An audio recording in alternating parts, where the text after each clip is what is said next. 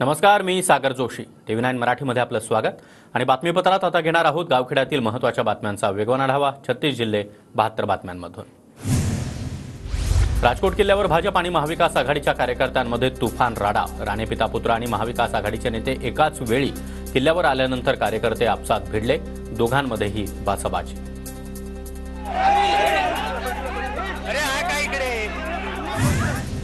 मालवणमधील शिवरायांचा पुतळा उभारणारा जयदीप आपटे गुन्हा दाखल होताच 2 दिवसांपासून फरार. जयदीप आपटेच्या कल्याणमधील घराला कुलूप. पुतळा कोसळल्याच्या घटनेनंतर बांधकाम सल्लागार चेतन पाटील देखील फरार. चेतन पाटील यांच्या कोल्हापुरातील शिवाजी पेठ येथील घराला देखील कुलूप. शिल्पकार जयदीप आपटेनंतर आता बांधकाम सल्लागार चेतन पाटील देखील फरार. जळगावमध्ये शरद पवार गटानं महायुतीच्या काळ्या कारनाम्यांची दहीहंडी फोडली. छत्रपती शिवाजी महाराजांचा पुतळा कोसळल्याप्रकरणी शरद पवार गटाकडून निषेध व्यक्त. महाराजांचा पुतळा कोसळल्याच्या घटनेच्या निषेधार्थ पुण्यामधील मुळशीमध्ये शरद पवार गटाचं आंदोलन. निषेध व्यक्त करत जोरदार घोषणाबाजी. मालवणमधील घटनेची चौकशी करून दोषींवर कारवाई करा. धुळ्यामध्ये मराठा बांधव आक्रमक. सरकारविरोधात जोरदार घोषणाबाजी. धाराशिवमध्ये पोलीस स्टेशनच्या गेटवर शिवप्रेमींकडून ठिय्या आंदोलन. छत्रपती शिवाजी महाराज पुतळा प्रकरणी गुन्हा नोंद करण्याची शिवप्रेमींची मागणी. हिंगोलीमध्ये ठाकरे गटाचं आंदोलन. महाराजांचा पुतळा कोसळल्याच्या घटनेमधील दोषींवर कारवाई करण्याची मागणी. जिल्हाधिकाऱ्यांना निवेदन देत ठाकरे गटाची मागणी. जळगावच्या 40गावमध्ये मालवण इथल्या घटनेचा आम आदमी पक्षाकडून निषेध. महायुती सरकार विरोधात जोरदार घोषणाबाजी.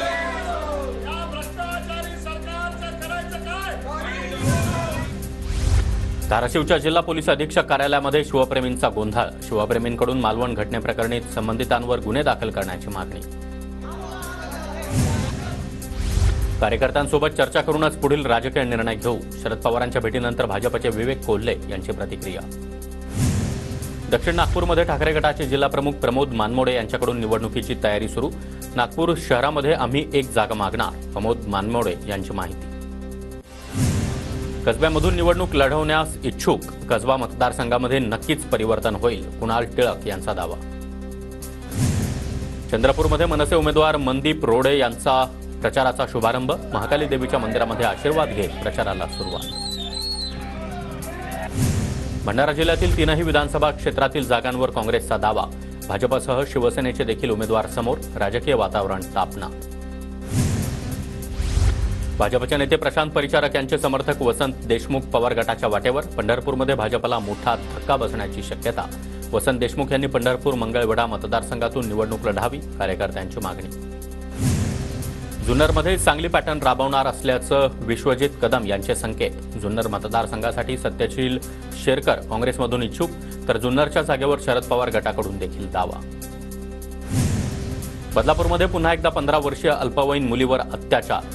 मुलीवर वडिलांकडून अत्याचार झाल्याची धक्कादायक घटना. बदलापूर पोलिसांकडून नराधमा विरोधात पॉक्सो कायद्याअंतर्गत गुन्हा दाखल. नंदुरबारच्या नामांकित शाळेमध्ये सफाई कर्मचाऱ्याकडून 10 वर्षाच्या मुलीचा अश्लील व्हिडिओ दाखवल्याचा प्रकार उघड. पोलिसांकडून आरोपीला अटक. घटना लपवण्याचा प्रयत्न झाल्याचं आढळल्यास शाळेवर देखील कारवाईची शक्यता.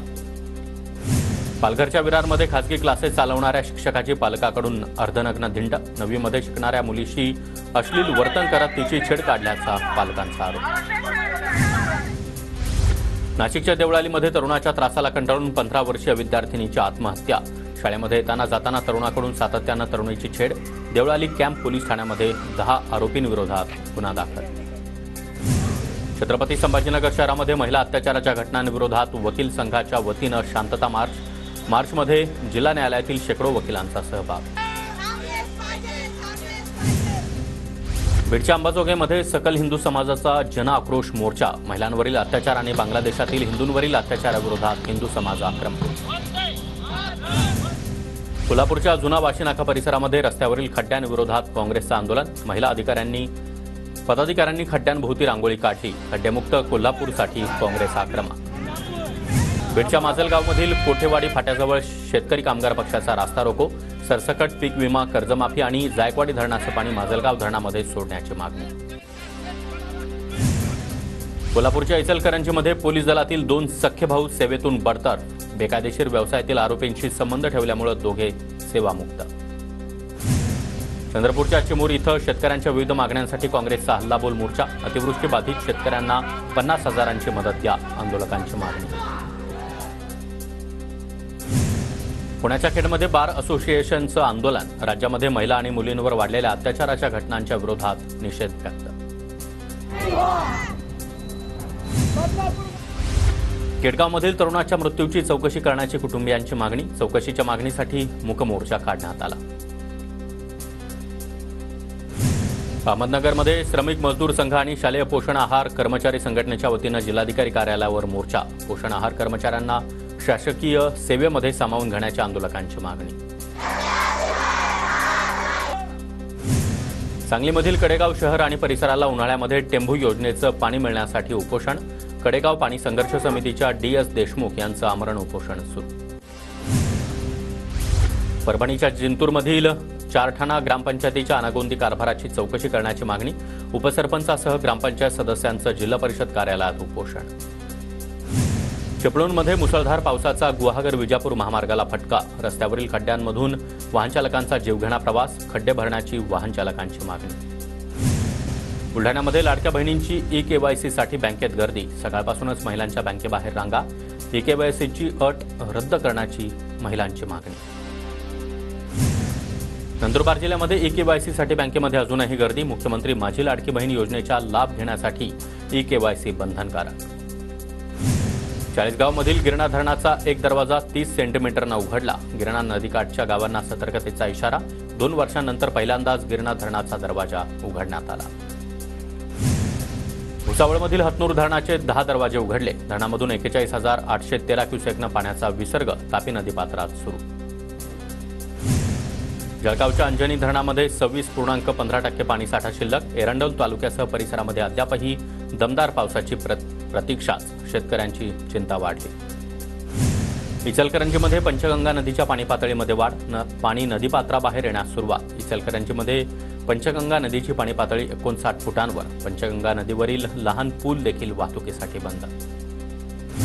नंदुरबार जिल्ह्यामध्ये झालेल्या अतिवृष्टीमुळे नदी नाले प्रवाहित। झारीपाडा ते झामट्यावड दरम्यान असलेल्या छोट्या पुलावर देखील पाणी। जायकवाडी धरणामधील पाणी पातळी 64.30%वर। नाशिक विभागामध्ये पावसाचा जोर वाढल्यानं पाण्याची वेगानं आवक। पुण्यातील मावळच्या डोंग माथ्यावरील नैसर्गिक धबधबे आता प्रवाहित, तर मुंबई पुणे एक्सप्रेसवेवर देखील अनेक धबधबे प्रवाहित झाले।